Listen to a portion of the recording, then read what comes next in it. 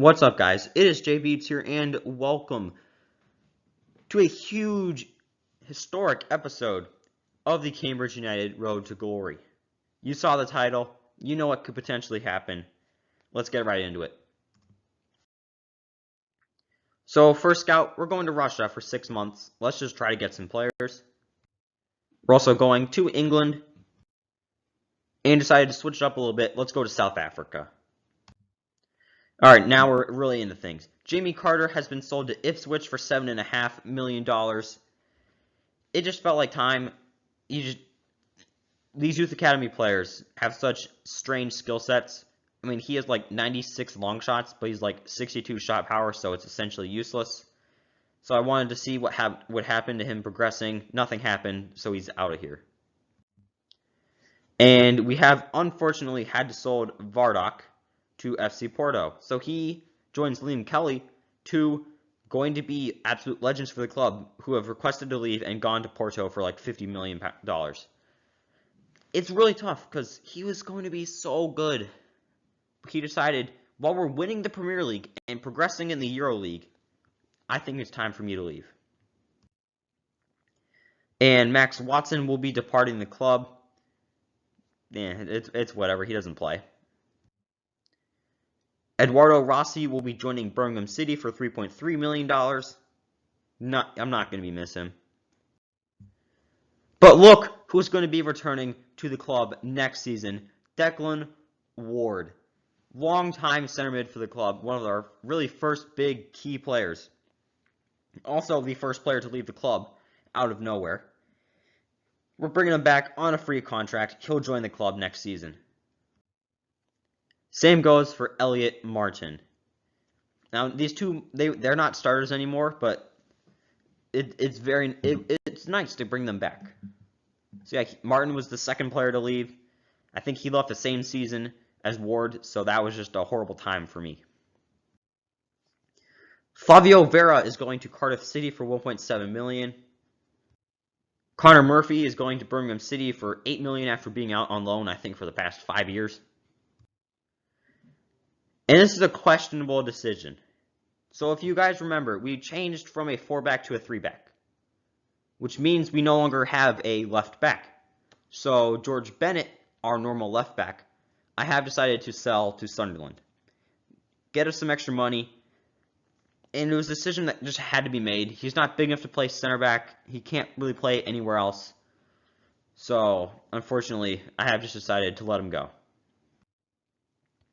So, a little bit more bad news. Rafael Henriquez has torn his groin.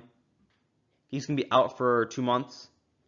Not exactly the worst of news, but he was playing very well coming off the bench. So in the EuroLeague, in the first leg of the knockout stages, we tied AS Monaco 1-1. And we won 2-1 in the next leg, which obviously means that we are progressing. We drew Lazio 0-0, which is tough because that's in a way, we're away, and that is we needed those goals, but they just didn't come.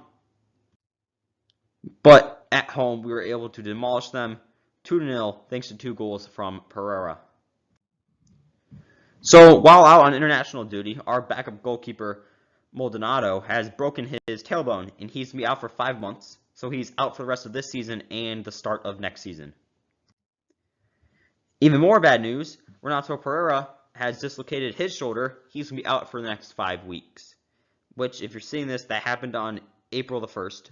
So that does mean he's going to be out for some very important games. So in the EuroLeague, somehow we drew against Stoke. We tied the first game 2-2. But we absolutely demolished them 4-0. I think Stoke are like 16th in the league right now. I don't know how they made it this far. But they do have FIFA 17 Jack Butland, so that probably explains it. But Kane and Werner both got goals, so we are loving life. And we've made it to the semifinals of the EuroLeague. And we've drawn another English team in Chelsea. The first leg was a 0-0 to draw. I mean, that's just going to happen. But I got to play the second leg. You know, this is the semifinals. You know, this isn't just round of 16 or, final 8. This is the semifinals. And we're hosting at home as well, boys. So yeah, we are now play a 4-4-2. Jimenez and Ake are center backs. Barry and Savanier are the outside backs who are very good going forward, which helps just keep putting pressure on their team so that Zakaria and Robinson in the midfield, all they have to do is facilitate, move the ball. Pereira and Alger are absolute weapons with the ball at their feet. And then you got the runs of Werner and Kane. So it's a very good team. And Chelsea's is just, I'd say, average. They play a 5-2-3. Back line's decent. I mean, Azpilicueta has got to be, he's ancient at this point. I mean, they don't have Conte in the midfield. They got Kovacic and Pasalic. They do have De La Feu and Lamar and Abraham. So, I mean, obviously, it's not a bad team. I'm joking, but I think we should beat them. Here are the highlights. That's an excellent penalty.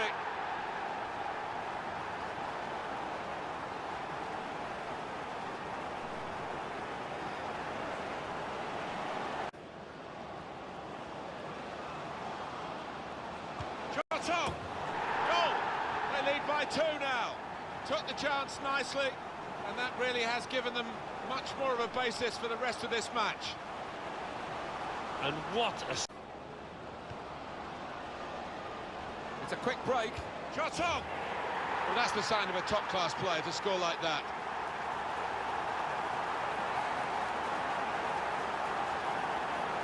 Well, scoring in any game is worthy of...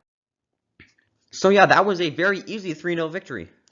We won the game, we had twice as many shots as them, dominated possession, better pass accuracy and shot accuracy. We deserved to win, and we did. But that now means we are in the Euro League final. At the Emirates, this is home turf for us, essentially. We're facing AC Milan. The lineup is the exact same. If it ain't broke, don't fix it. But here's the Milan team. Donnarumma in goal he's got to be a beast. Calabria, and I think is very, very good at this point. Locatelli, I think, also becomes extremely good. Suso and Niang on the wings, I don't think are that good. So I think this is a good team, but I think we are just so much better. Here are the highlights from the Euro League final. And in goes the cross. And he's up for the header. Well, there's the opening goal in the final. But what a huge moment that might be. Fans going absolutely wild. That is textbook from him. Gone for the through pass. Shot on! And they have scored. And they do lead now by 2. And they've worked very hard for this. It should get them across the line at the end of the match. We'll see. It's a quick break. Got to be. Goal! Off the post and in.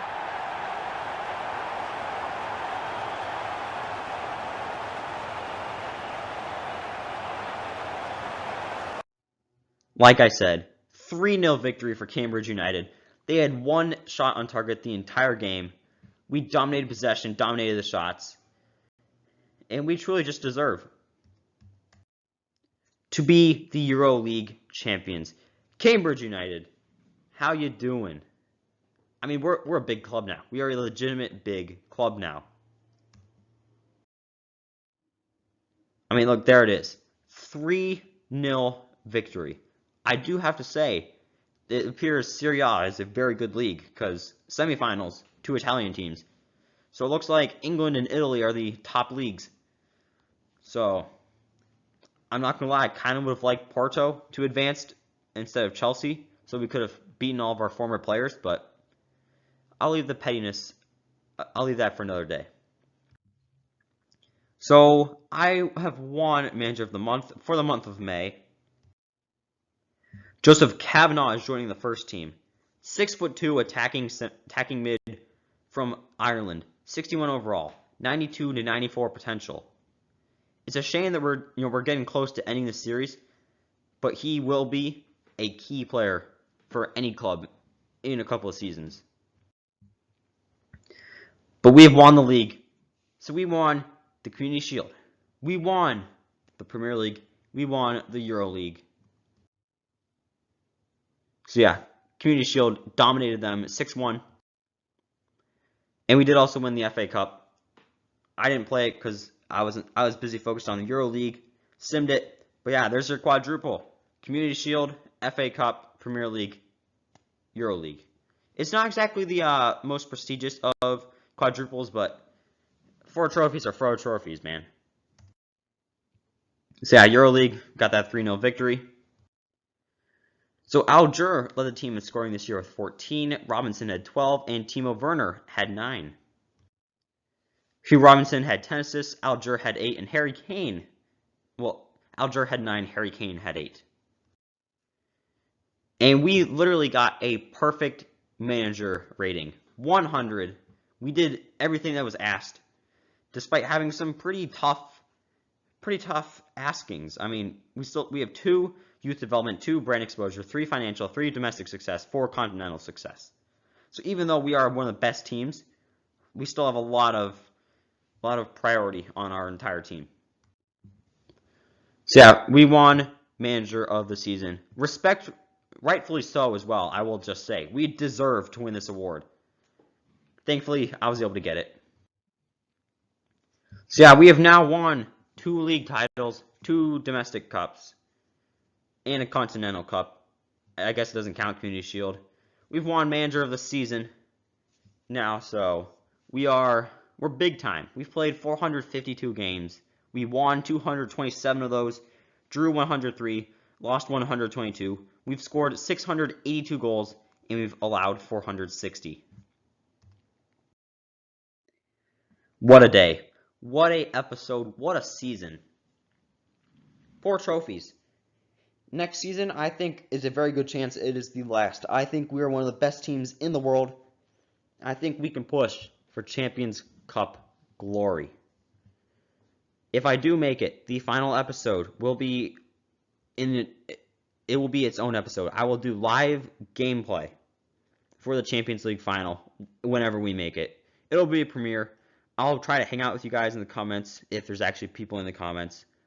So go ahead. Go ahead, subscribe. Depending on when you're watching this, there's a chance it's already out. Click the link in the description down below for the playlist. You might be able to see it. Or watch along the next couple of episodes to see how we make it there. But I think I am done for today. Hope you guys have enjoyed this series. I also did it on FIFA 16 if you want to go ahead, check that out. But it is J Beebs, the quadruple winning manager, signing off.